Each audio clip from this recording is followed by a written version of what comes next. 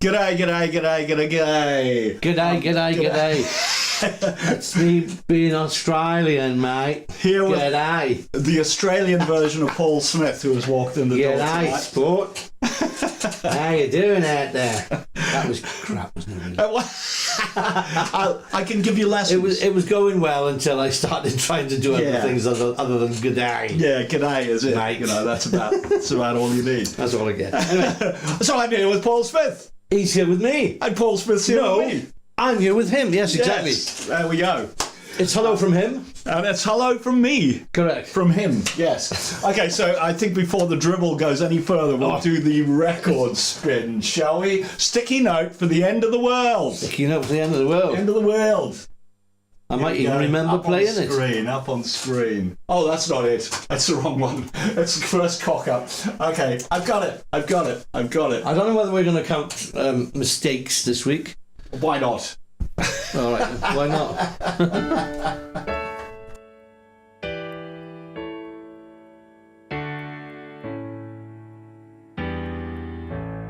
If you want a better world, you can't use the same old plan. If you want a sweeter girl, be a better man. We build a concrete wilderness, then refuse to understand. You want more, you can't give less. Be a better man. The nights are so much brighter now. The burning of the trees as they fall into the sea. The few escape to higher ground. We make a final plan to live as one.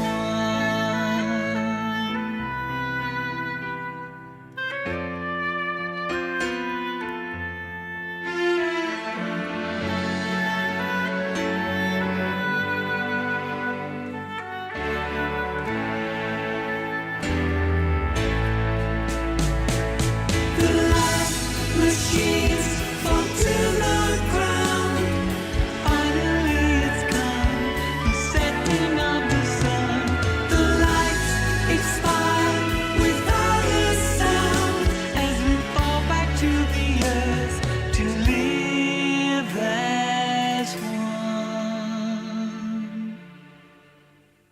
Pretty pictures fade to brown, and granite turns to sand. House of love won't fall down. Be a better man. Be a better man.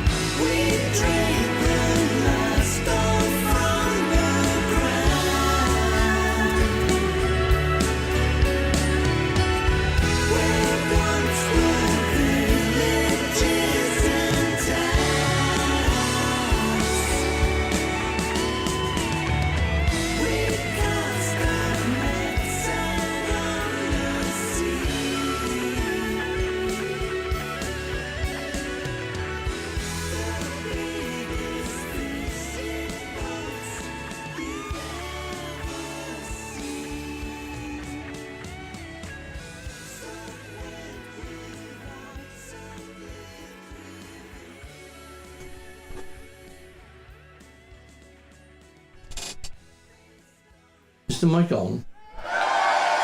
It is now. The mic is on. I just want to say, Christmas jumper. Merry Christmas, everybody. Well, funny enough, we have a little Christmas message from John and James and myself from earlier. Oh. I think it was the last Monday, or it might have been the Monday before, because time bloody flies, doesn't it? We were all in this control room, and we decided to sing a little Christmas ditty for one and all. Right, yes. We'll play that later. Yes, indeed. Lovely. Yes, even though it's a bit early, but funnily enough, a week today, I am not doing a live stream a week today. We're not doing a live stream a week today because it's a Christmas Day or Boxing Day? Boxing Day. Boxing Day. Isn't it? Boxing Day. Boxing Day. So, no, I'm not coming in on Boxing Day. Why not? I'm working Boxing Because I'll Day. probably be hungover. We got this little box here. Now, you've seen this before, and it clearly says Abbey Road. So but someone has put a little shh over there, and this is what we use as our sweetie box. So sometimes there are like fake Kit Kats or anything like that. Oh yes. You know. But today it's Ginger Nut Day. Ginger nuts. And this is because I was with Andy from the Semantics yesterday, and he brought ginger nuts in. He always brings ginger nuts in. As I said, I'm not a fan of ginger nuts, really. I'm not a fan of ginger nuts, but I'm going to have the one. Well, I'll have the one. You're going to have the one? I'll have the one as well. Yeah. Just to, there you go. Why, thank you. Anyone out there want a ginger nut? Come around. There's still some left. So there we are. It's the ginger nut thing. So obviously we're talking about sticky note for the end of the world. Yes. Today. Yes. And just to say that at my gig at Chapel Arts on January the 18th, plug, we're going to be playing this. We're going to do the whole the end of the Red album. So we're going to do Sticky Note for the end of the world. And we're going to do Beginnings. Remember the thing where you ended up doing the status quo double time thing at the end? Oh, over the big guitar solo.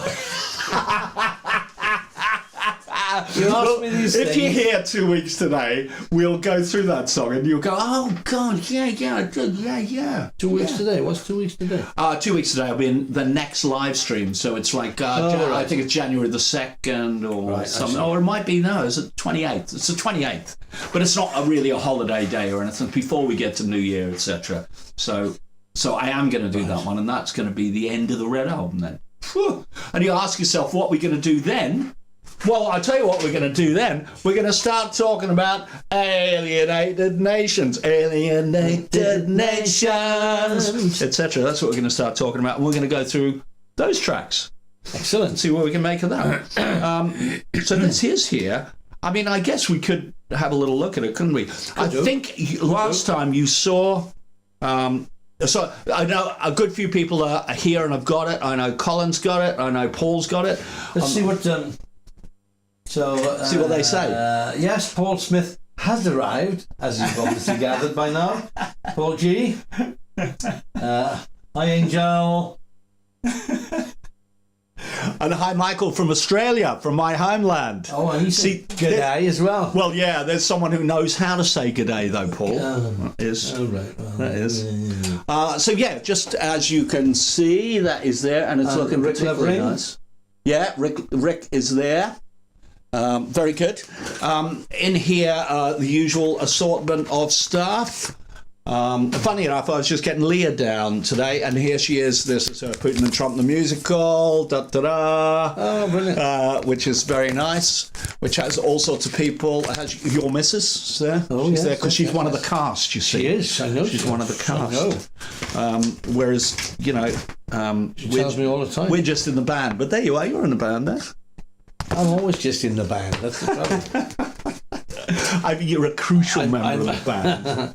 I'm frustrated in something else. I'm not quite sure what. I'm just a frustrated. Just frustrated. Well, just frustrated, yeah. And of course the big kind of stuff there, all that stuff going on there. Lots of pictures of lots of people. Lyrics. All the lyrics are there. All the lyrics are there for Putin and Trump the musical. As always, you think, yeah, I've definitely thought of everything, and then you go, oh. No, I forgot to put a picture of him up, or I forgot to put a credit to there. I realised that there was someone that we forgot to put up on the Red album, but I'm not going to say who that is, because it's part of the quiz question. Oh, Today it is part of the quiz question. I didn't know about this.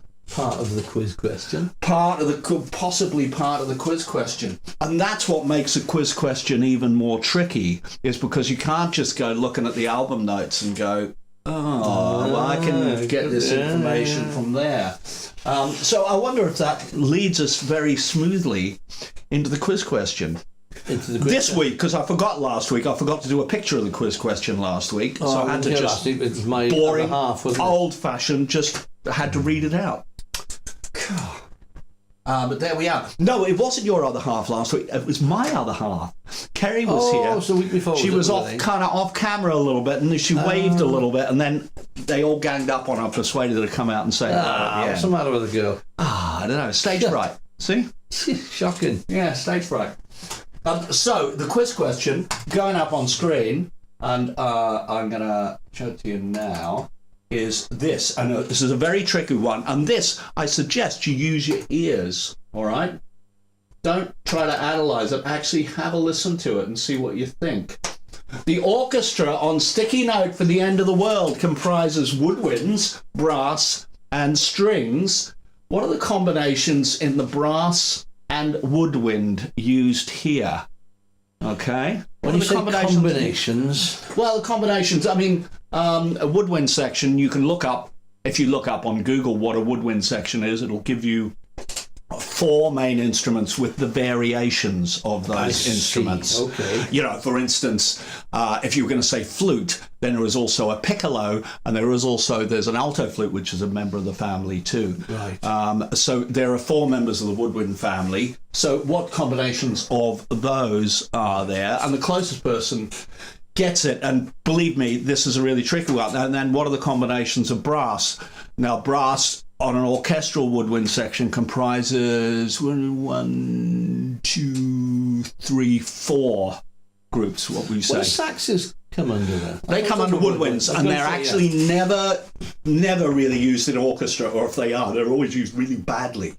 Yes. Aren't they? Because it's not an orchestral instrument. Because woodwind players, unless they've actually really double sax and clarinet would be the normal double of them, unless they kind of are almost first and foremost, they don't actually attack the sax like you need to get that sound that we all love from the sax. Yeah. They play it like you would play a clarinet. Yes. And that don't work so well. So, yeah, when you hear sax players playing in any sort of orchestral setting, you go, why doesn't that sound very satisfying? Yes. So, yeah, there we are. That's the tricky question. So it's which instruments of the brass section have I used? And which instruments in the woodwind section have I used on there? And I pretty much guarantee, unless you were in on the sessions, you probably wouldn't know.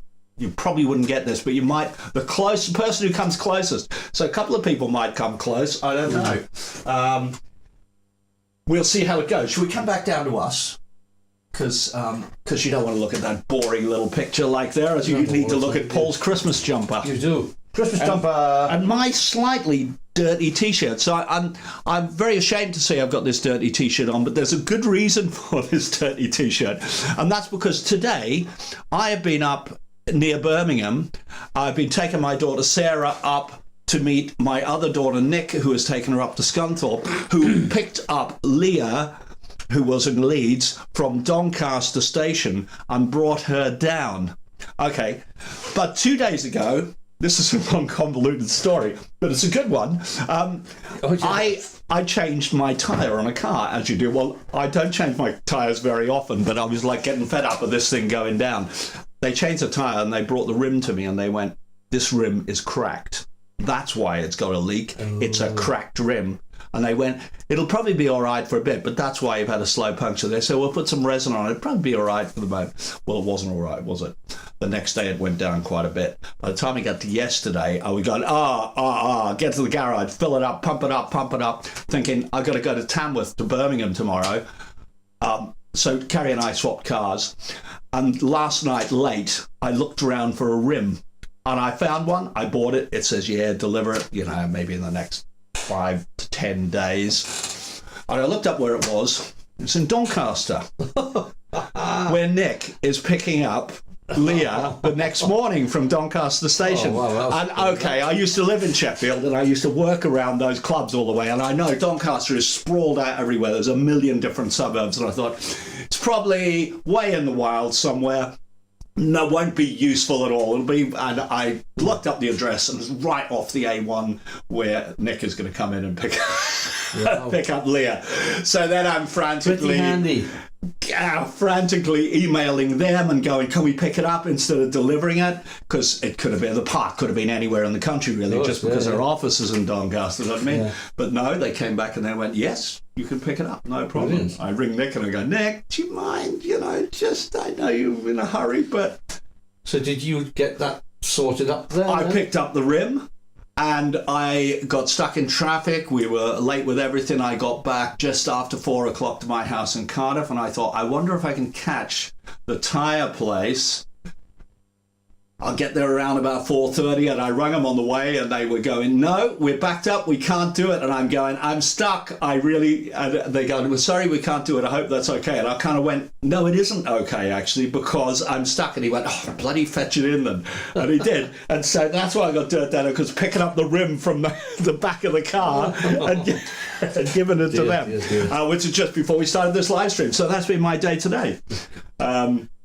Dropping one daughter up, picking another daughter down. Now I'm tired after listening to all of that. Yeah, I know, it's a convoluted story, isn't it? But what's the chances of that? Well, I buy a rim last night, and it's at the very place that someone is driving to in the morning. Yeah. Okay, so your mind will start to boggle if you think about, how could that possibly happen? How can that happen? Yeah. Is it just coincidence, or is there more? Universe is there more that meets the eye? We'll talk about this more in 2 weeks' time when we talk about the song Beginnings, which of course is the end. It's the end of the album, but it's beginnings. Confused? You will be. And also, at that point, we will talk about some art that Leah has just been drawing for me, which is drawn in a whole load of different layers, which will animate the whole end of that Red album cycle. And that's going to look fantastic, but there's going to be, if I can get it right, there's going to be a little surprise right at the end as we zoom out, and the final zoom, it'll be it'll be one of those moments. We got in the comments here. Voices out of sync. Oh, aye. Well, out of cinch. Rick Lovering. Voices out of cinch. Oh, well, I probably can't do anything about that. He just said never a dull moment. Cheeky angel. Very cheeky.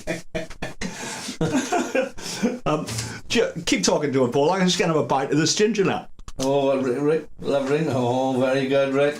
Change a tyre or change a tyre. As in, change a tyre. Oh, very good, Mr. Lovering. Very good. Yeah, hilarious. What's the? Yes, there is another Paul Smith. In fact, there's another two Paul Smith. And yes, little Paul Smith, as I call him, he's a lovely man. And yes, he does play with Lindisfarne. Went to see him last year. In fact, you and I, we did. Yeah, we both the same gig. We were there. Yeah, just pure chance that was, isn't it? And it was a great gig, I have to say. Yeah, they're brilliant. Yeah.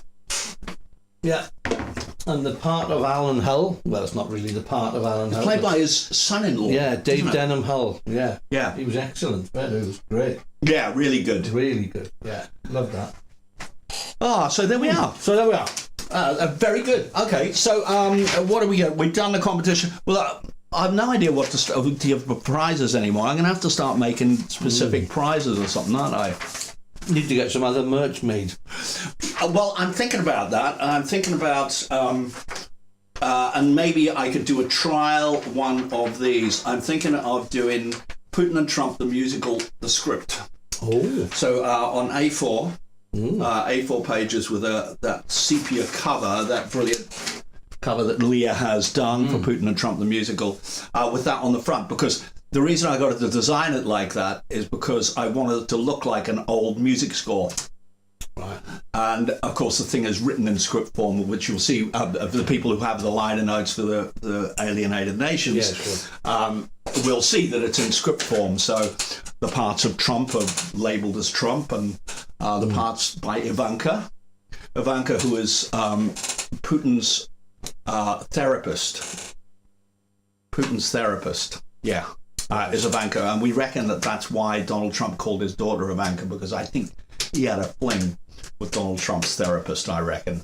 Oh, she was pretty hot. She was hot stuff, she was. Yeah, hot stuff. I can't remember who plays her. I can't remember whether your missus might play her. It's either your missus or Danielle, because there's only 4 members of the cast. Should we look it up and find out? Find out. So I'll probably need the glasses for this, even though the print is reasonably. Well, that could be a good quiz question in weeks to come. It could be a good quiz question, but anyone's got the liner notes will know it. Yeah, well. Elaine Gilmore as Alana Moscovich. Yes, I was going to say Moscovich. Moscovich. But it's Moscovich. And Ruler Stabalot. So she's Ruler. Ruler, who used to be in the KGB, who now owns Ruler's Bar. Right, yes. Yeah. Ruler, yes. But Danielle Nichols is Ivanka Godimov. Oh dear. There we are. Okay, so it's Danielle that plays the part of the therapist, which is good because Danielle did say to me, she said, "Oh, I've got a white coat at home. I could wear the white coat." I don't know, why have you got a white coat at home? She said, because I used to play the part in a 2-man show that she used to do with her ex-partner Larry. A show called Spilt Milk, which was hilarious, fantastic. It was like a comic strip. Yeah, really good. So yeah, that's why I thought Danielle would be good as Ivanka Godimov. We do have an answer. Yeah, but.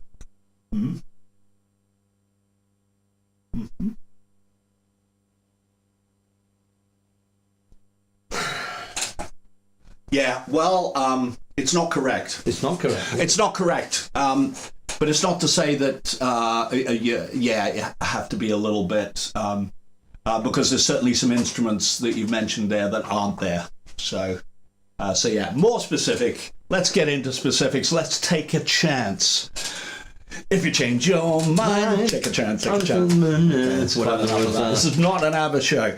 Okay, but interesting. Good that you're guessing, and good that you've looked up what the elements of a woodwind section are. However, as you know, sometimes I use some formats of woodwind, sometimes I don't. And this one, let's say maybe this one was slightly different. Scott McIntosh has arrived. Oh, hello, Scott. How is Bonnie Scotland? Bloody freezing, I reckon. I reckon. Well, it's cold down here, so it's probably even colder up there. I know what I was going to say to people is that we haven't done the final set list for my gig at Chapel Arts. So if there's any songs in particular that you would like us to do off the new album, off Alienated Nations, let us know, because it's a bit up for grabs, and I'd be interested to know what people. There are a couple of songs that we're definitely going to do, but there's probably some that are still up for grabs. So very good. Yeah, let us know what you want.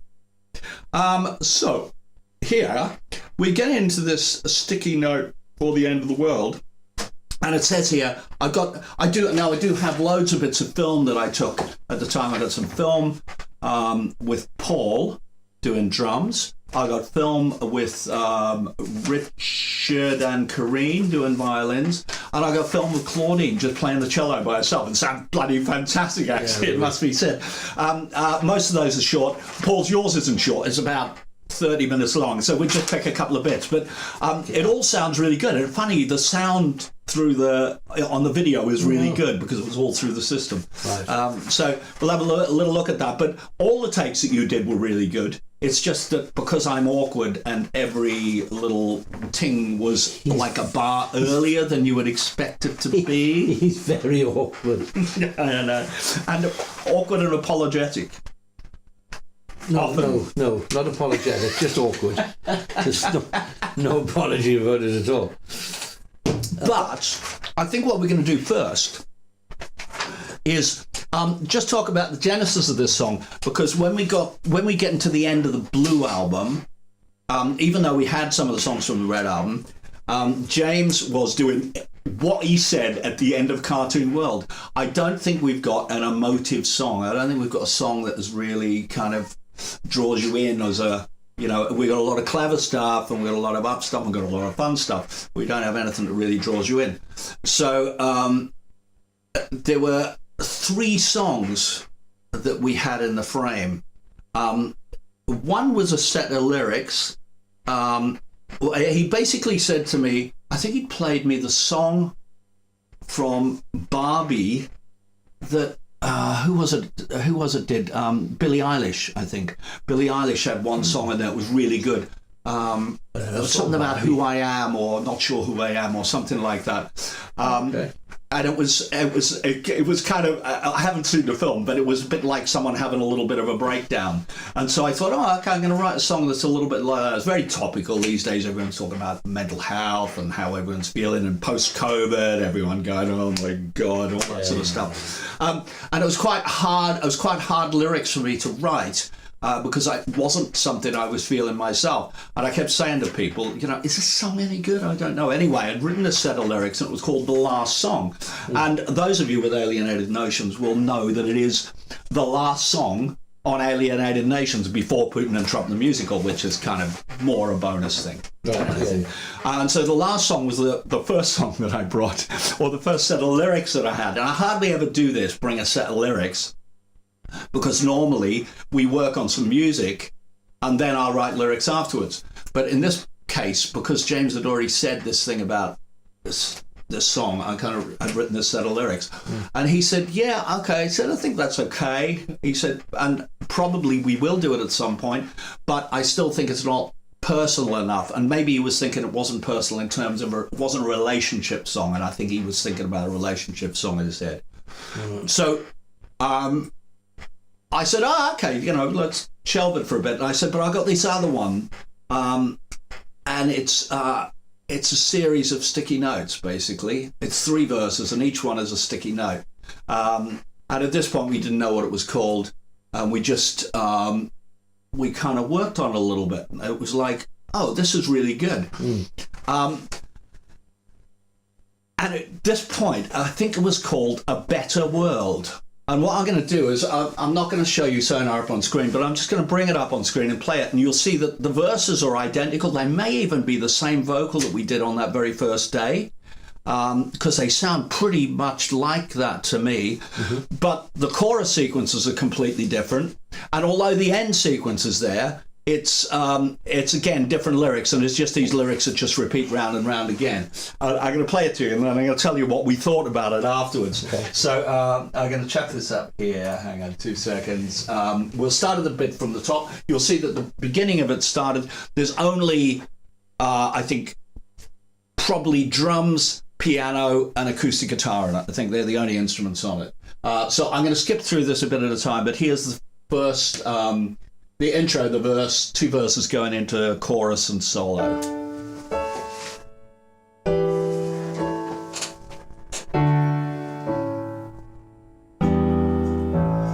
If you want a better world, you can't use the same old plan. If you want a sweeter girl, be a better man. We build a concrete wilderness, then refuse to understand. You want more, you can't give less. Be a better man.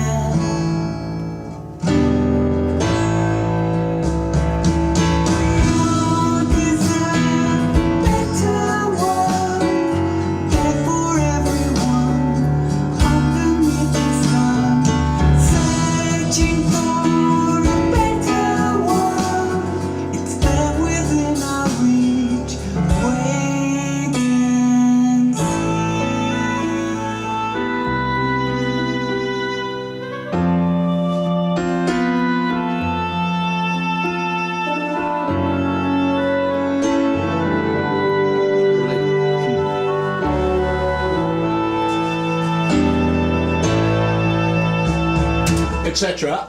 So Sounds very familiar, doesn't it? Other than those words.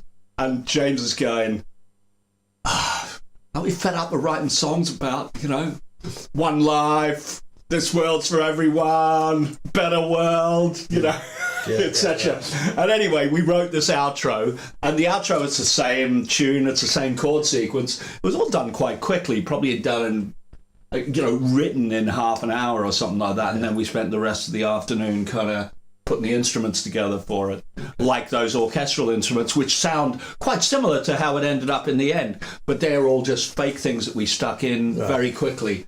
I then later orchestrated them. So then here's our outro, going that tail end of the last verse going into the outro. Be a better man.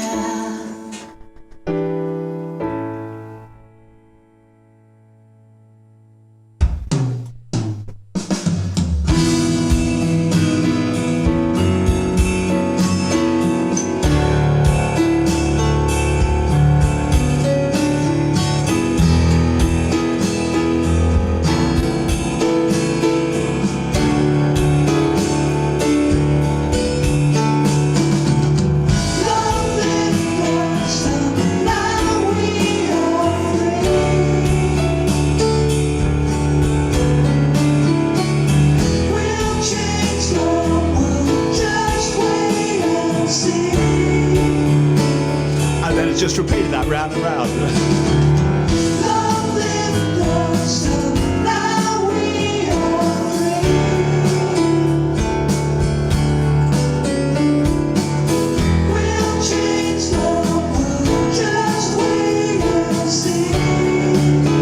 Etc. So I think the piano part is the same as it was. I don't think we ever recorded that again. I think probably it's the same all the way through. I think we just elongated the bar here or there. I thought, they could do with a bit more space in it. But it was when we listened to it at home, I went, do you know what it sounds like? It sounds like the bloody end of a musical. It sounds like we've just done Panto, and it's like, a brand new world, a new world for you and me. And so it was all a little bit too goody two-shoes, really. And so I said, I think it's really good and it's really catchy, but it needs a better lyric and needs something that's a little more out there. And I came back to her and I said, I got written the lyrics. And it's not called A Better World anymore. It's called Sticky Note for the End of the World. And as usually you went, oh my God. Yes. And it has, of course, some quite contentious lyrics in it. And, it was a time where the Israel-Palestine war had just broken out, and it's like we got the footage of hospitals and schools being bombed and stuff like that, and like most people in the world, we were pretty appalled by it all. And so that found its way into the lyrics, but then it was like, it became a catalogue of the transgressions of mankind generally. It's like we drilled all the oil out of the ground, we cleaned out the sea of fish, all of that kind of stuff. We ate until we couldn't eat anymore, but we still ate more, so all of that sort of stuff. So that's where the lyrics came from, that sort of thing. And as kind of those ideas were formulating, it had started with sticky notes, these 3 sticky notes. And so as the lyrics went along, it was like, all right, these sticky notes are the new blueprint for the last stragglers of mankind who have survived all of the earthquakes and the burning rainforests and all of that sort of stuff. And they've found their way up a mountain in Peru.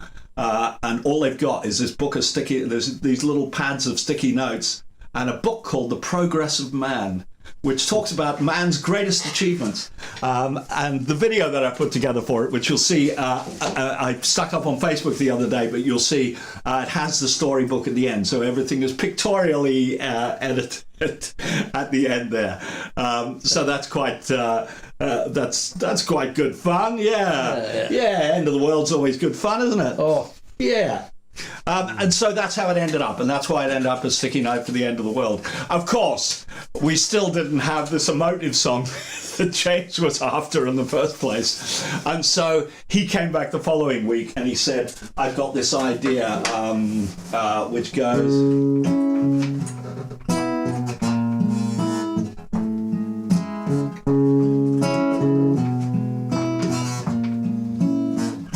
or something like that anyway, and that became You Haunt Me. And so there we ended up with 3 songs, which funnily enough, one's ended up on the end of the Blue album, one has ended up quite near the end of the Red album, and one's ended up at the end of my album. So 3 songs that we wrote as kind of final touches have kind of ended up as final touches. Between you, John and James, quite prolific really in the writing these days.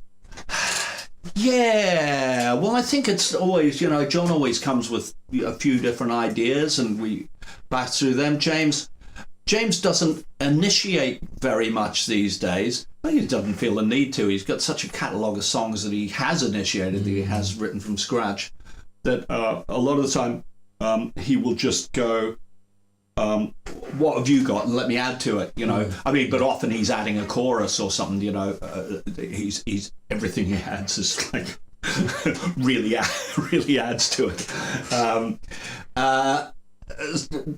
but he's very, very quick.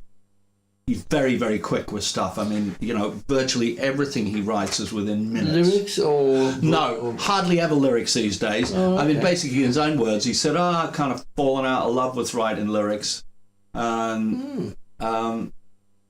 So now, I mean, he tends to just say, do you know what this needs, Al? It needs a really good lyric, so go away and write it.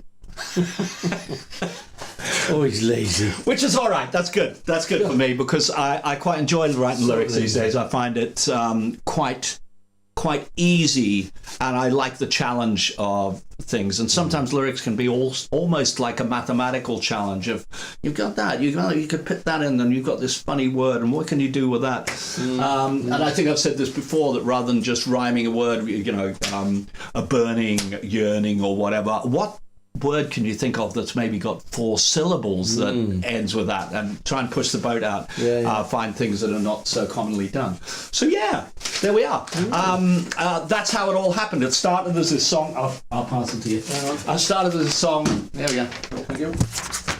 It started as a song, A Better World, and then we changed it into The End of the World. Okay, so I have these little few film clips. I'm going to skip through the one with Paul because it's quite long, but you'll get the idea of how we work together. So I'm gonna get rid of that. I'm gonna stick this one up here. Have you recording drums? Listen to it just in case there's any. Oh no, it's language on it. No, I don't think there is. I think it's all good. I'm going to stick it on screen. I'll leave the mic on for the moment.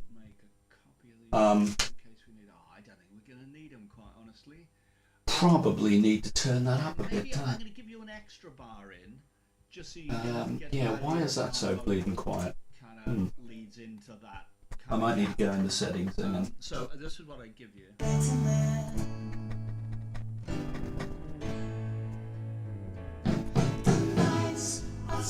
So probably where you go. 1, 2. No, it's after that. If you imagine the blong, blong, blong, blong, 1, 2, 3, 4. So your second blong, blong. 1, 2, 3. Etc.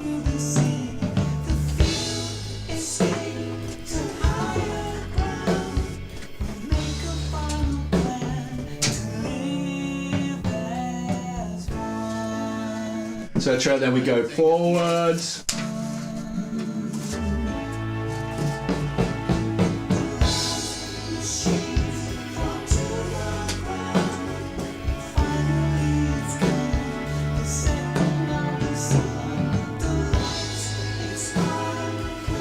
Could well have been this take we kept.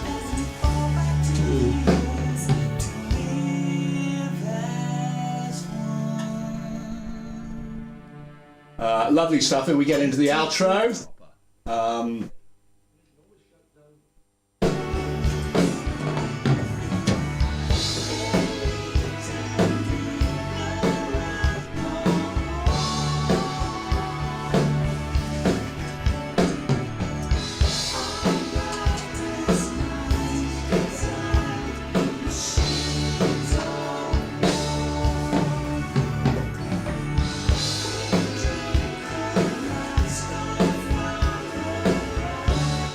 So that's the idea. There we go. Paul Smith on drums. Very good, yeah. Yeah, that sounds good. I mean, I think this was more or less a session in real time. And we went through pretty much the whole song. By the time we got to the end of about 20 minutes, it was all done. Piece of cake. Piece of cake. Ooh. So I'm just gonna, we're gonna find, here's the other couple of things that I got here. Oh, I'll tell you what, I think our camera's dropped. I'm just going to fix it a little bit. 2 seconds, right. Paul. It's only a little bit, but... Well, while you're doing that, I'll have another ginger nut. I actually enjoyed that last one. Ah, so you've become a ginger nut nut. I have. Yeah, would you like another one? Do you want another one? That's just about all right, yeah. Would you like another one? Yes. Thank you, Paul. And thank you, Andy, for the semantics for the ginger nuts. You're right. You're all right. It's childproof. Yeah. There we go. Thank you, mate. I've probably got the only one. Oh no, you got one. It's childproof. It's even drummer proof.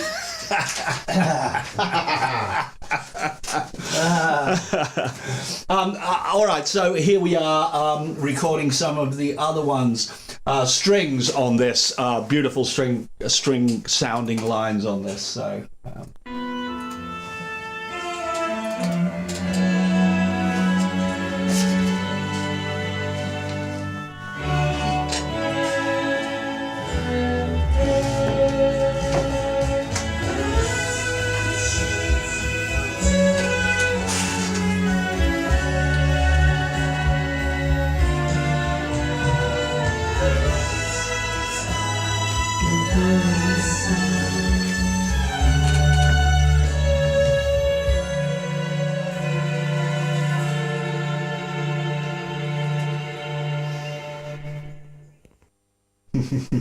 Very nice. And Claudine, lovely cello.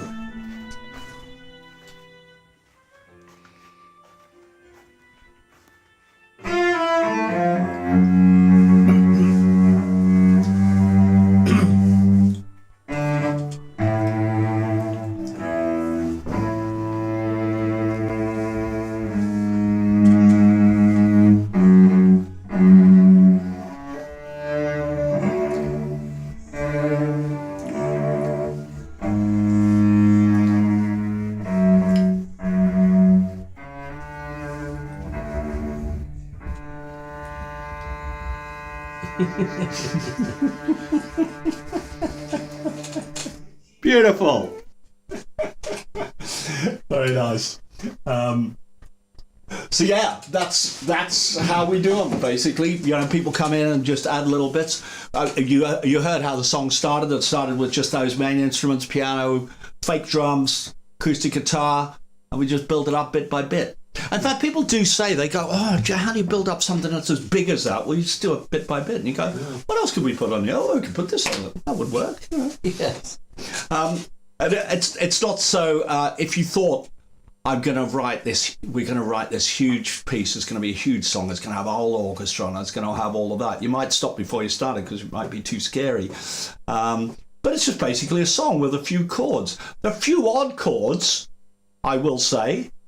In fact, I was going to show you on the piano because it's very odd. This is in the key of A, it is.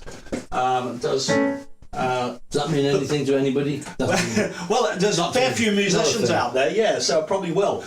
But in the key of A, it then goes to C, and then it goes to F, and that's kind of all weird. So you got this. Oh,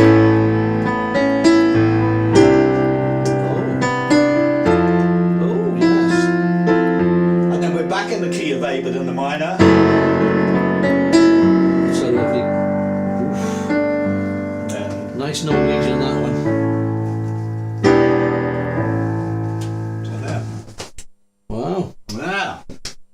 See?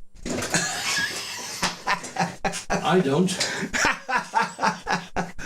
But I think that was James's sequence. That was the A up to the C, and I think he was just strumming away on a guitar. And that's the kind of thing that he will just come up with, and you go, okay, that's a bit odd, but it sounds pretty good, so let's go with it. Yeah, pretty good. Somebody called Elaine Gilmore has Elaine Gilmore joined us. Do you know, is that the person that's on your mug of coffee that you've got there? It is indeed.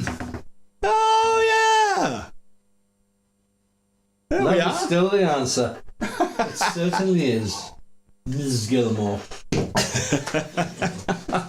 She said gorgeous chords, Norwegians. Ah, yeah. Yeah, like Norwegians. Norwegians. Norwegians. Was I gonna say What's something? Norwegians? I think I was going to. Oh, yes, Scott McIntosh. Thank you. It is a rather nice jumper, isn't it? Ah, and Scott, yes, sorry to hear 70 mile an hour winds freezing up in Scotland. Yeah, but pretty much what we would expect. I used to live up there. I lived on the Isle of Skye for about 4 years. I lived in Glasgow for a year. But doesn't detract from me loving the place, I've got to say. Bit of cold. I haven't been to Skye yet, and I would want to. Haven't you? It is. Love to go. Yeah. Yeah, it is fabulous place. Okay, so we've done the films, and I think we've done. Yeah, I think we've done that. Let's grab up to Sonar and just have a look at the actual one. Actually, it might take a second to load because I've got the wrong version up at the moment. So, for a second, we'll just bear with us. Close. Thank you. No, don't save it. Oh, I still got half the ginger now. Yeah. Ooh. That'll fill in a couple of seconds.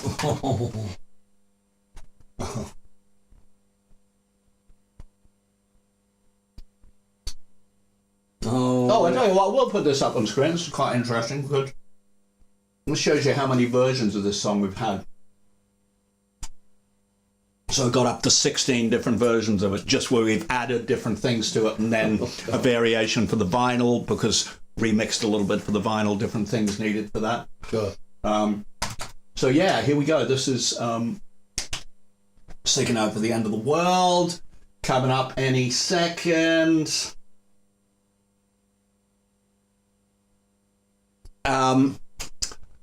Like everything else here, millions of backing vocals, but all of those vocals at the end of those lines that just go round and round, and you know, the Progress of Man lines.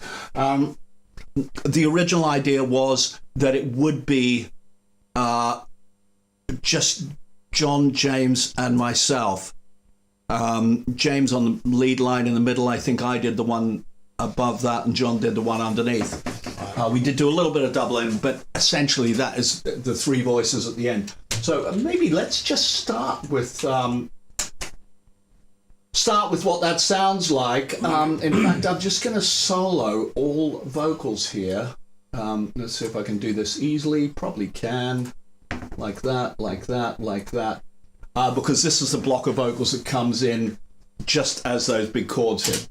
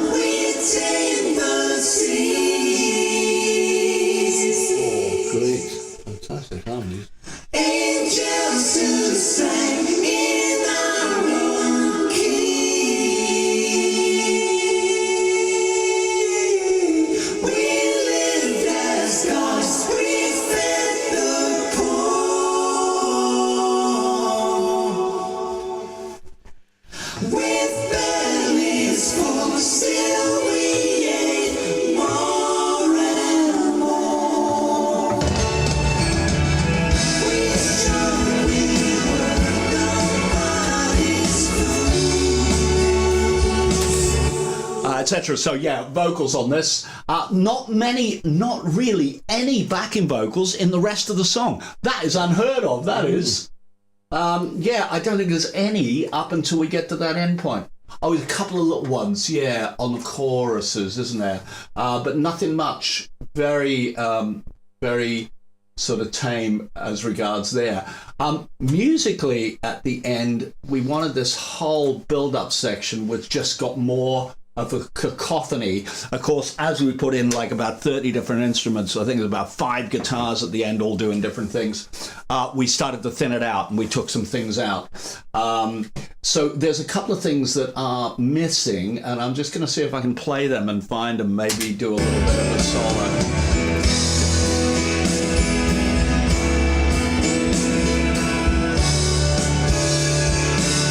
Here's a couple.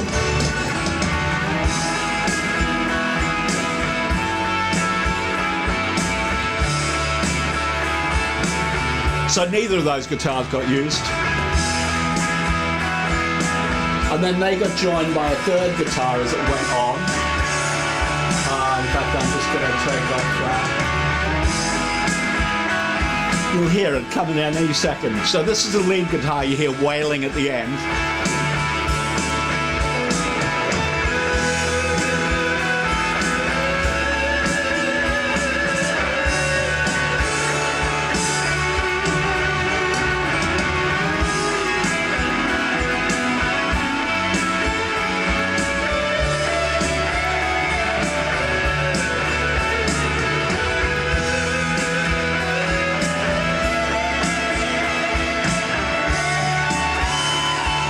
You just start to hear it there. That's what you hear. That's the first guitar that you hear there.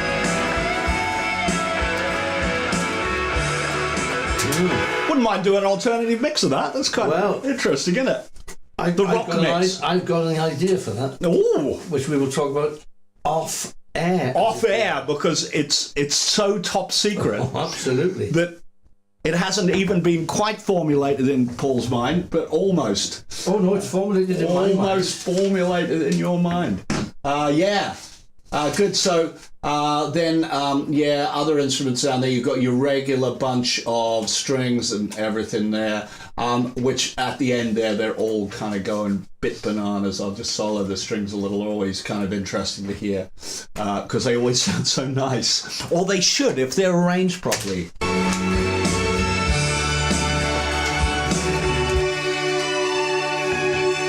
I've written a few crib notes for our little...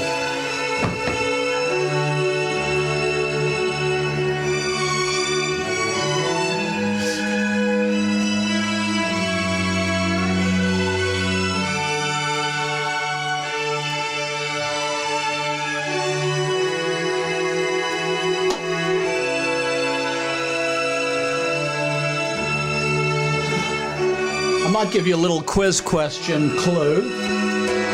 Brass.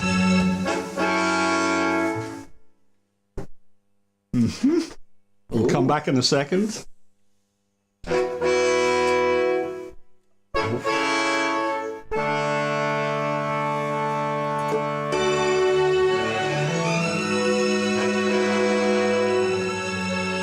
going to add woodwinds into that equation. I'll tell you what I'm going to do. I'm going to go back a little bit because we're on a fade. I'm just going to turn that fade off so that gives you more of a fighting chance.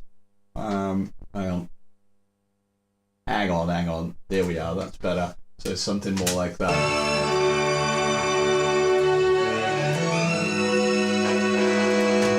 So this is just orchestra.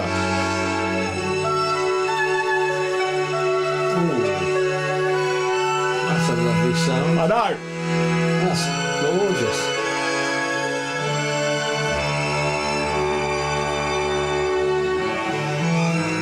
What's that?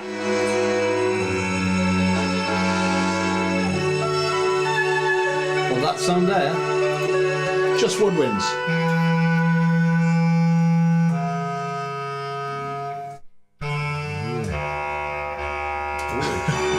One of my favourite instruments.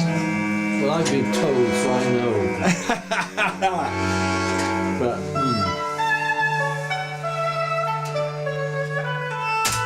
Very nice. Yeah. Lovely. So, yeah, the orchestral stuff, you could do just a mix with just the voices and orchestra, I reckon, would be another Another nice thing to do.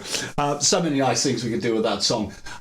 Which is always the case. If you've got a nice chord sequence, I'm going to come down up here because I think we've had enough of so now. But if you've got a nice chord sequence, there's endless amounts of things that you can do with it. If you write some nice lines over it, then everything is always going to be interesting. Whereas if you've got your regular 3-chord trick, it's harder. Your lines have to be a lot more inventive. But with a chord sequence like we have going on there, there's kind of a lot of scope that you can do, a lot of different things you can do. And there's also, we're using chords superimposed on chords. So you've got your stuff like...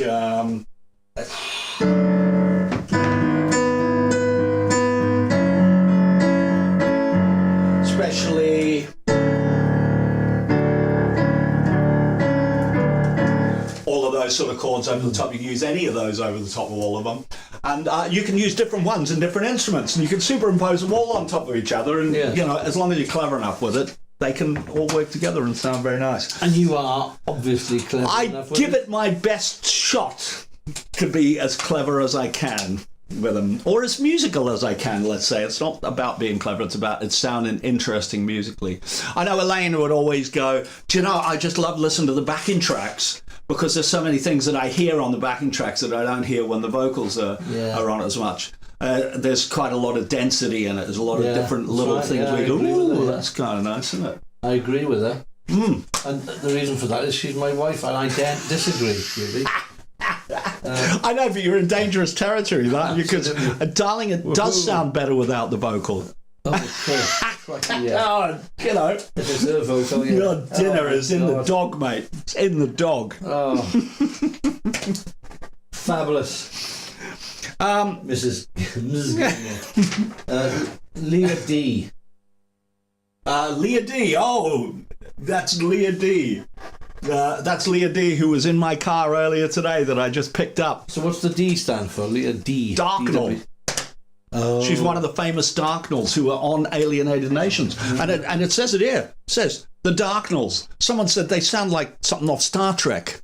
The Suspirians. Well, either that or some American family on some country farm, you know. Yeah. The Darknells. The Darknells, yeah. Yeah, she said sounds beaut.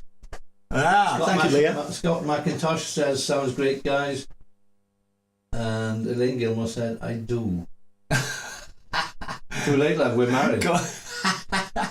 You said I do about 15 years ago. Norwegian fjords. No, it wasn't 15 years ago. Yeah, Norwegian fjords, yes, indeed. The Norwegians. Yeah. What have the Norwegians ever done for us? That's what I want to know. All right, apart from the fjords. Apart from the fjords. And the excessive consumption of vodka. Brilliant. Should we go back and reiterate the competition? Now that you've heard some of those sections, you have a clue as to what they are. And so it'll be a test of your knowledge of orchestral. Answers on the postcard, please. Hey, quiz question going back up on screen. There we are. Oops, that wasn't quite it. I meant to do that. The orchestra on sticky note for The End of the World comprises woodwinds, brass and strings. What are the combinations in the brass and woodwind used here? And interestingly, it wasn't quite the same combination that I used in the mock-up when we first did it. Wasn't quite the same combination. It was partly because some of it was I had players coming in and I thought, that'll sound all right if I do this. If I get him to play that, that'll work. I remember yonks ago, and this is not really a clue, but yonks ago, I got Mike Blake came in and I went, I'm after the sound of a flugelhorn. He went, I haven't got a flugelhorn. I said, can't play it. He said, but if you use a bucket mute on the trumpet, it sounds quite like a flugelhorn. So he brought his bucket mute in and played on a couple of early things of mine, way back when I lived in Caerphilly. I was going to say, because Mike, well, I know he doesn't play anymore. No, he doesn't know, which is a shame, because he was great. He was a lovely player, Mike was. Lovely player. Lovely player. Yeah. What was I going to say? What were you going to say? Oh, yes. Now, there's an interesting thing, which I was thinking about a week ago. Yeah. Mutes. Yeah. Trumpet and trombone mutes, different styles of. Yeah. Bucket mutes, Harmon mutes. Yeah.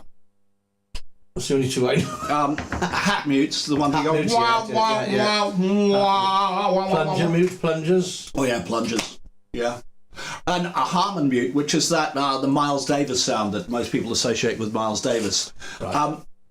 As John Mainwaring pointed out to me, what sort of Harmon mute do you want? Because you can pull the plunger in and out and you get a different sound altogether. You can get a much bigger sound with it, or you can get a tiny, thin kind of sound. Yes, yes. So it's all quite tough, that is. Most of the time, I actually just go, can you play me the difference? You know, and that's the way you learn a little bit more about the different types of indeed, things. But that's what I was thinking about, really. Yeah. The differences between each mute. What gives a different, you know, how different are the sounds? Yeah. And, so, that's what I was actually thinking about. I think I was doing, it probably was only about a week ago, I did a big band gig in Gower. Yeah. And I think I was, some of the guys had gone while I was just finishing off my setup. Yeah. And I could see all these mutes lying around, and I thought, wonder which is which, and you know, what makes the different sounds, the Harmon or the whatever. So, I meant to look it up, actually, and I haven't yet. Yeah, the only way to do it is really get someone to show you, because, you know, they love to show you. Ask them questions about, you know, what are the different mutes like? They go, someone's taken an interest in my mutes. It's like saying to a guitar player, what strings you use? Or the old drummer gag, what sticks you use? Exactly, yeah. That's it, you're off, mate. Yeah. Do you use your little finger to bend the strings as well as your other fingers? Some do and some don't. Yeah. But a very interesting thing, this is an interesting thing, because most people never think to do this. This is something I learned from Larry Carlton. Is when you bend strings, right, most people bend like that. They're pushing all the strings up. Larry Carlton says, I leave a little bit of fingernail on and bend under the string. You're only bending one string now. But if that's the only string you're playing... Yeah, but you're hardly ever bending two strings at once. I mean, I do every now and then. No, but what I'm saying is, if you're only playing the one string that you're bending, it doesn't matter if you're going to bend the other two, does it? No, it doesn't matter, but it's harder because you're pushing all the strings up at once. Of course, yes, I see what you're saying. It's a bit more precise.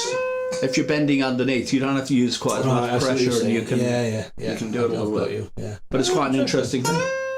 Quite an interesting little technique. Oh, Lazar, was it? Lazar taught you that one? Oh, yeah. Lazar and me. I call him Lazar. Yeah, we go way back. Yeah. Until he realised how much I'd stolen from him. I think someone said when I was doing The Storm Before the Calm, and I did the solo in that. And funny enough, I was playing it to Leah on the way down in the car, and she laughed when the chorus come in. She went, you've gone full uncomfortably numb with that, haven't you? And I went, I could have gone diddle-doo in the verses, but I thought I'd stop. And I was kind of aiming for a kind of Dave Gilmour sound, but Paul Biggs, a guitarist in Roosevelt, said, but I'm still hearing Larry in there. And he's right, you know. I'm still Larry Carlton in so much of what I do. One of the most tasteful players on earth, as David Gilmour is, you know. Again, both of them great, fantastic, tasteful players. I'm going to say something really controversial now. I think I know what it is. You know what it is. Yeah. Just never really got sort of that Pink Floyd sort of stuff. The Wall and all that. Oh, well, don't get me wrong. I think a lot of the stuff on The Wall is really overrated. Right, okay. Because most of it is Roger Waters whining on about his school days, you know. Well, it is, but it is. Well. Dave Gilmour himself said, Roger Waters came and said, I've written the next Pink Floyd album. And he said, well, we listened to it and we realised it was not a complete album. It really needed a lot of work. And so Dave Gilmour came in and wrote things like Run Like Hell, Comfortably Numb, and stuff. The really tuneful things on The Wall are all Dave Gilmour, or at least Dave Gilmour ideas. They might be Roger Waters' lyrics, but musically the interesting stuff is that. And you only have to look at the final cut where there's hardly any of Dave Gilmour on it to see what a dismal album that is. That really is. And instead of whining on about his school days, Roger Waters is now whining on about the war. Yeah. And Roger Waters wasn't in the war. It's like, come on, you know. So yeah, there we are. It's the old thing about Pink Floyd that between Dave Gilmour and Roger Waters. Yeah. But undoubtedly the stuff he did, lyrics and stuff he did, Dark Side of the Moon, Wish You Were Here, and all of that sort of stuff was really good. Even the stuff on Animals was interesting, you know. But yeah, Comfortably Numb for me, it's just, I just love the chorus. Okay. I love the lyrics. I think they're quite... I'll need to listen to it again. Quite interesting, yeah, it's quite interesting. Give it It's about someone who's kind of a bit ill and is kind of just... Are you saying it's like my mind is like a distant ship smoke on the horizon, you know? It's like things are kind of... I can't really see anything clearly. Quite an interesting little premise. Okay. Well, but I know what you mean about the stand up. Da da da da da da. Just a little bit. Yeah, but it's when I can't even what key it's in, but it's when Dave Gilmour comes in with it. There is no pain you are receiving. The distant ship smoke on the horizon. You are only coming through in waves. I love that section for me as the thing that makes... That does sound quite interesting. The dismal stuff, you know, it has its place because it holds you there, and then you hit into that big thing, and it's yeah. Fair enough. So there we are. I shall re-listen. Yeah, I'm sure that wasn't in the right key, by the way. That should have been significantly higher than that. Somebody. Leah D. Comfortably Numb without Dave Gilmour is incomplete. Yeah, both she's right. Ingredients. Yeah, she's right. Yes. Well, she's been brought up by you. That's why she's right. Yeah, she has her own. Yeah, she has her own. She has her own opinions. We listened to the new Father John Misty album on the way down, and she was critiquing it and going, "I just think this one's a little regular Father John Misty. I like it when he pushes the bait out a little bit more." I had to agree with her. Which one was it? Leah or Lorna sang on? Both of them did, actually. Letter to Geelong. Yes. Letter to Geelong. It's normally, sorry, Leah, but it's normally Lorna's voice that Paul goes, oh, her voice is brilliant. But, you know, I know Leah, you know she is a great singer. But, of course, both of them are on The Perfect Song. Right. Yes. Both of them are on The Perfect Song. And that's really nice. I tell you what, I might play you a little bit of that. I'll play you a little bit of that. We'll just play the verses that both of them sing, because that's really good. And there's a really interesting thing here, and I'm not going to tell you until afterwards. And I'm not sure even Lorna and Leah know it. But they'll go, you cheat. You cheat. She said biased, yet correct.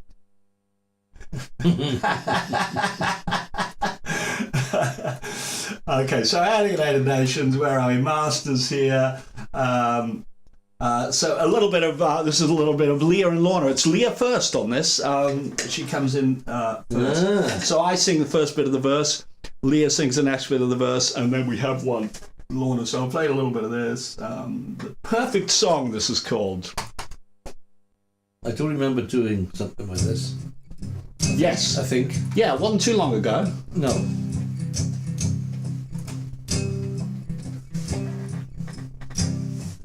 Time is like the flight of an arrow, fired by a marksman.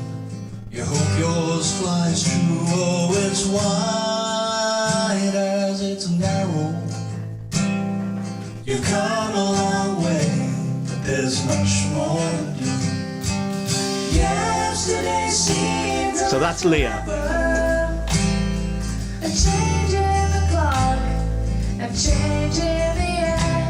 Now my question is whether our futures all vanish into the Monterey air.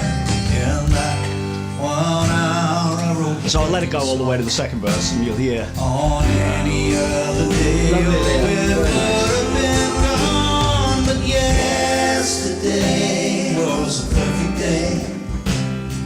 The perfect day in every way to write the perfect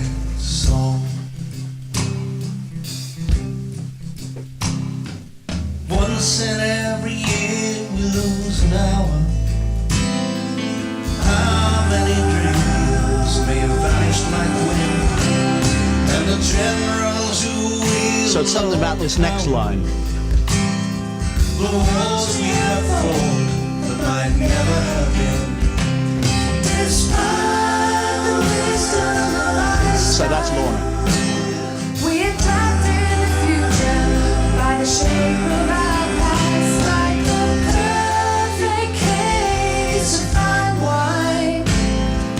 Once it is opened, just a memory will last. Etc. So there we are. Yeah. Very similar voices. Yeah, similar, yeah. Similar. Yeah. Well, female for a start. A good start. Female. So what I was going to let you in on the secret is when I was putting it together, initially, Leah just sang her one up the octave, and I sung mine, and Lorna sung hers up the octave. And it always sounded like it was a real leap between my quite low voice and theirs coming in.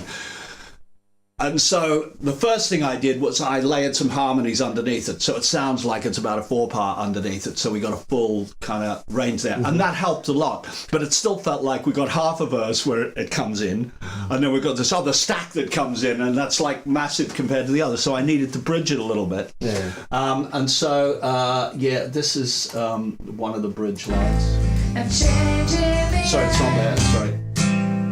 You come a long way, but there's much more to do.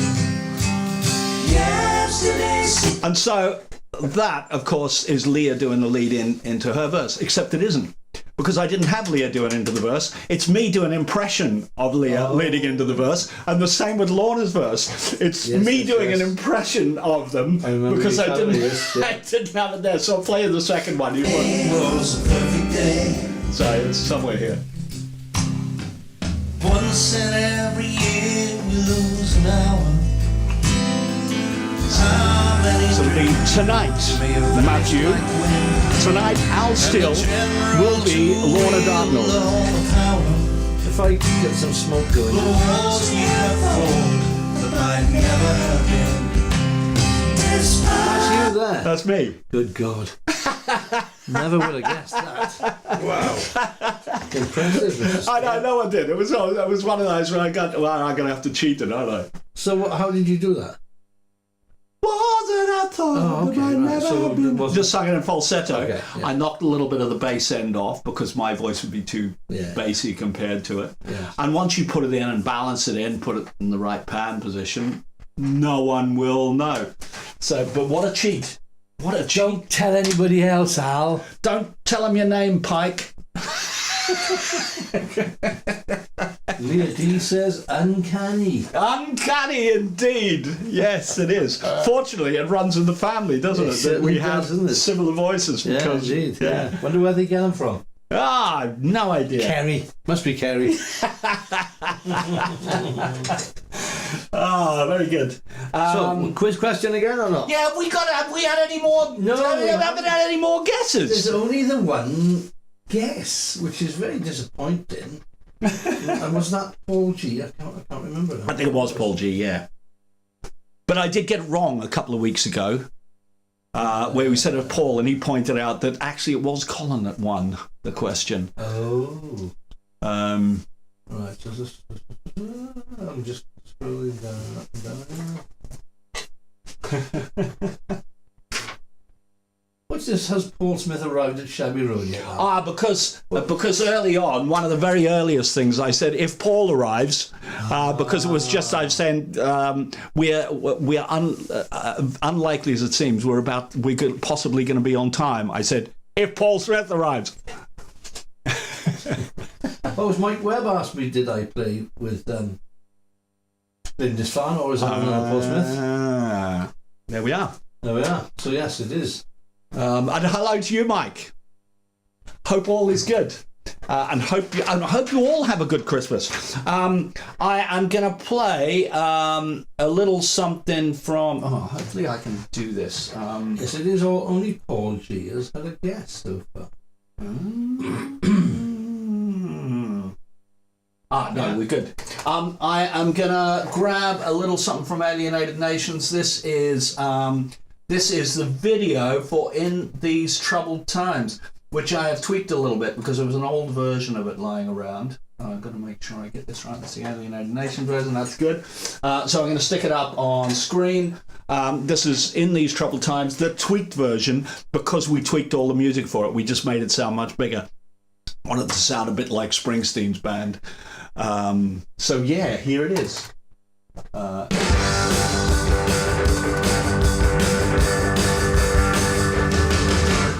In these troubled times, it's hard to tell what's right from wrong. And in these troubled times, nights into days roll into one. Freedom has been bought and paid by the many who have thought they gave up everything so we could have a choice. In these troubled times, we have forgotten how to speak. In these troubled times, we only text or post or tweet. But before I lay down in my grave, I'll stand up for that choice I'm making. It's everything that I still believe. You can't stop living, 'cause you're afraid of dying. You can't stop falling for someone, 'cause you end up crying. If there's one thing in this world we can rely on, you're a long time dead one's life has passed you by.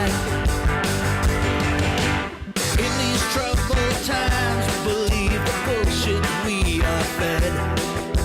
And as the tales unwind, they string up hope and leave for dead.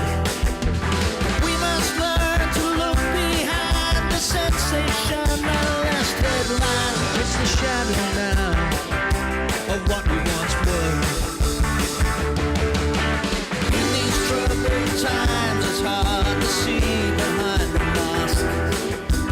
In these troubled times, you're told, shut up, don't ask.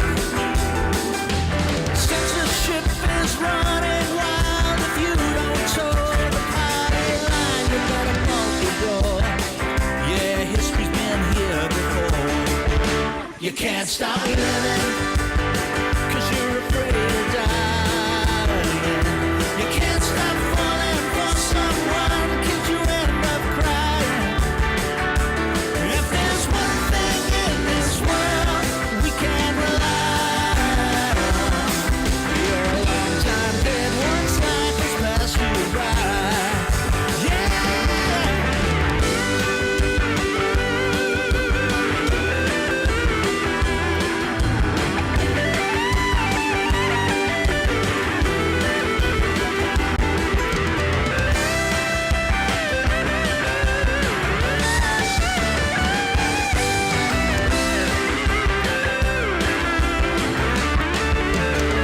No, you can't stop living, 'cause you're afraid of dying.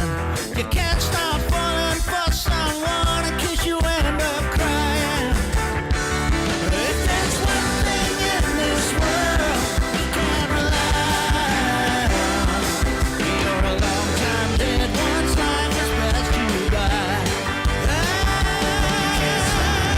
You can't stop living, 'cause you're afraid of dying. You can't stop falling for someone, 'cause you end up crying.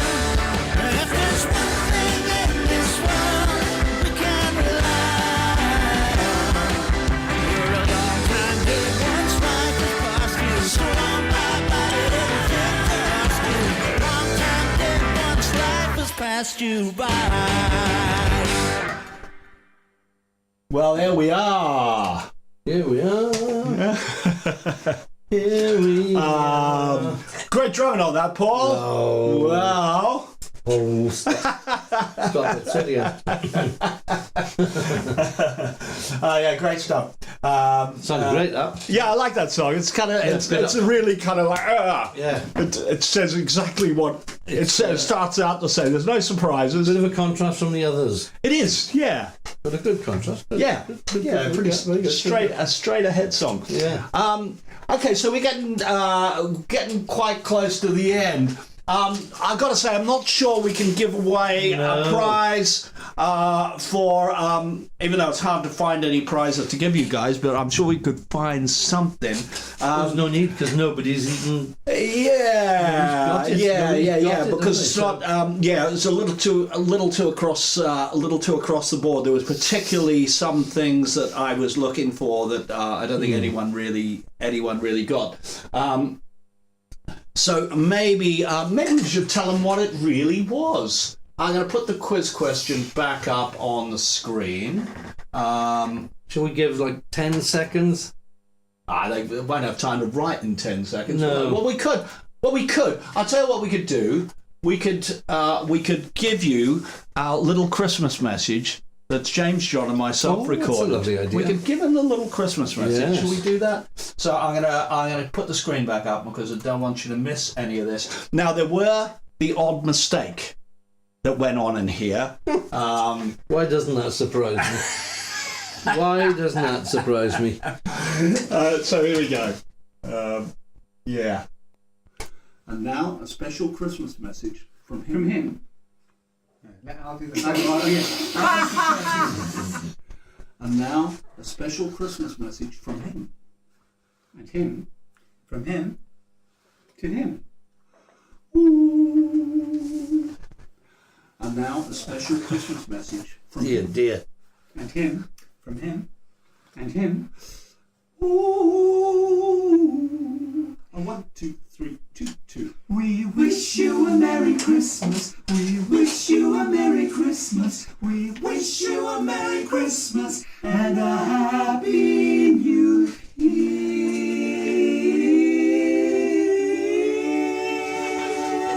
Lovely. Merry Christmas. Merry Christmas. There we are. Very nice. There we are. Tastefully done. We got it eventually, didn't Not. You did. we? Got it eventually. Mish. Yes, Merry Christmas, everyone. Merry Christmas, Michael. Yeah. All the way in Oz. It's funny, they have Christmas trees over there. There's not a drop of snow in sight. Because, of course, it's midsummer in Australia, Of course, isn't it? yeah. Oh, mine's not a drop of snow inside here either. It's all rain. Yeah, I know. Yes. Scott McIntosh, that was great. Paul, enjoyed tonight. Have a great Christmas, guys. And to James and John too, all my fellow Korgis fans, Merry Christmas. Yes, to you as well, Scott. Yeah, I'm guessing that means you're going. Well, we're all going in a second. We are all going in a second. I've done it.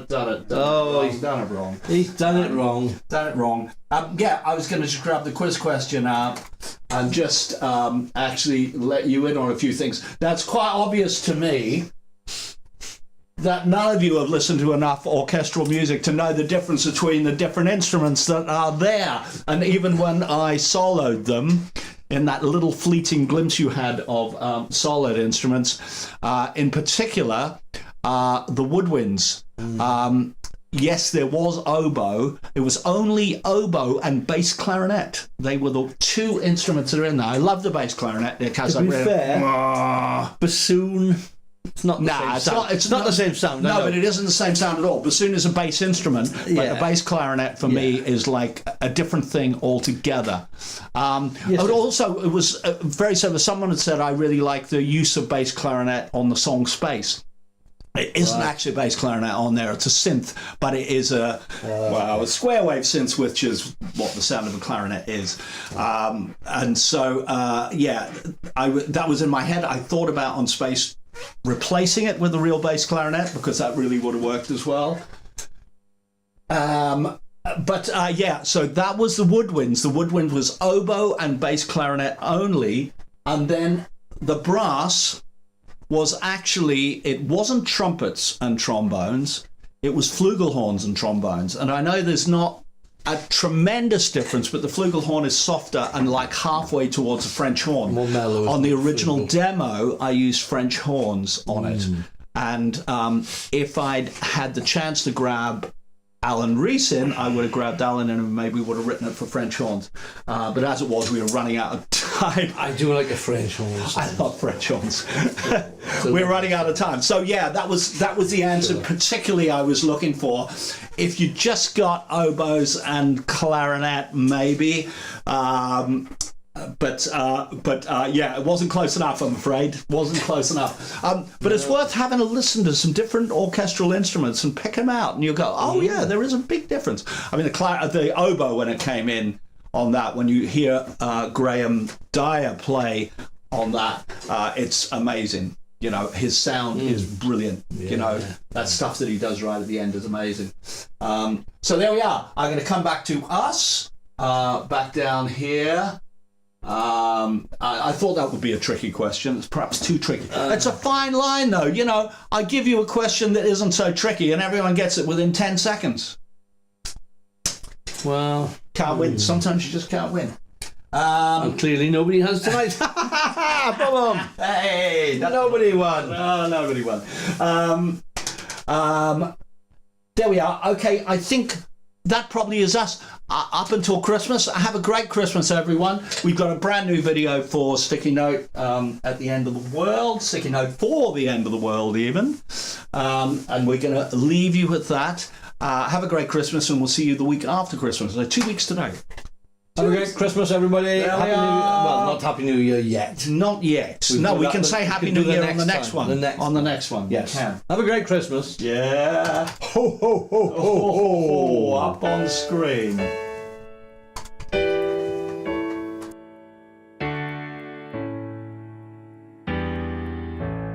If you want a better world, you can't use the same old plan.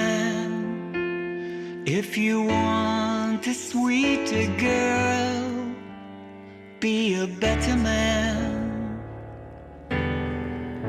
We build a concrete wilderness, then refuse to understand. You want more, you can't give less. Be a better man. The nights are so much brighter now. The burning of the trees as they fall into the sea. The few escape to higher ground. We make a final plan to live as one.